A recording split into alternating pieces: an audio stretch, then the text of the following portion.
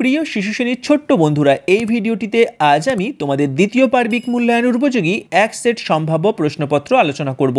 আশা করি এই ভিডিওটি তোমাদের পরীক্ষা প্রস্তুতির ক্ষেত্রে ভীষণ সহায়ক হবে। চলো সরাসরি আজকের প্রশ্নপত্রে।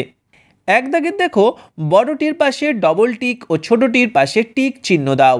এখানে বাম দিকে একটা ছবি আছে আর ডান দিকে একটা ছবি আছে।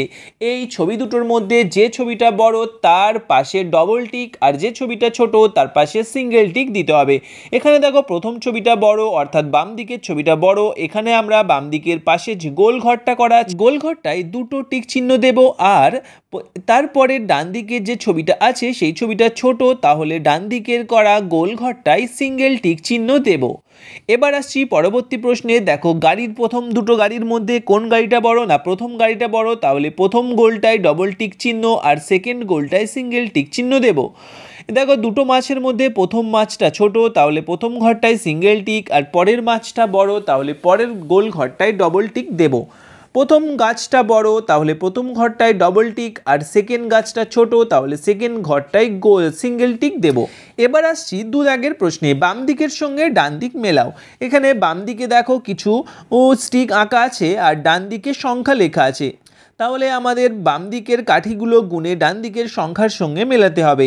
বাম দিকে প্রথমটা আছে দেখো 10টা কাঠি, তাহলে আমরা প্রথমটা 10-এর সঙ্গে ম্যাচ করব, তারপরেরটা 3টে কাঠি 3-এর সঙ্গে ম্যাচ করব, তারপরেরটা 6টা কাঠি আছে 6-এর সঙ্গে ম্যাচ করব, তারপরেরটা 4টে কাঠি আছে 4-এর সঙ্গে ম্যাচ করব, তারপরেরটা 7টা কাঠি আছে 7-এর সঙ্গে, ও শেষেরটা 2টো কাঠি আছে 2-এর সঙ্গে সুন্দরভাবে ম্যাচ করে দেব। এবার আসছি বন্ধুরা পরবর্তী প্রশ্নে। 3 দাগের প্রশ্নে, ক স্তম্ভের সাথে খ স্তম্ভ মেলাও। ক স্তম্ভে কিছু নাম লেখা আছে দেখো, আম, বই, মাছ, জল, পাতা আর মাথা।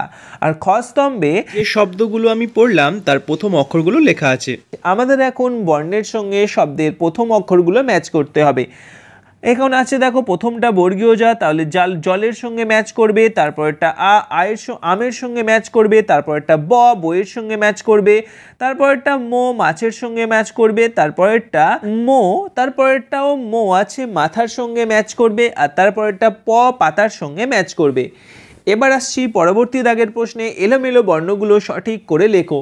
এখানে দেখো এলোমেলো 4টে বর্ণ আছে, এটা আমাদের অর্থপূর্ণভাবে সুন্দর করে সঠিকভাবে সাজিয়ে লিখতে হবে। এখানে লেখা আছে দীর্ঘ ই, আ, হস্র ই আর অ, তাহলে এটা আমাদের সাজিয়ে লিখতে হবে অ, আ, হস্র ই, দীর্ঘ ই।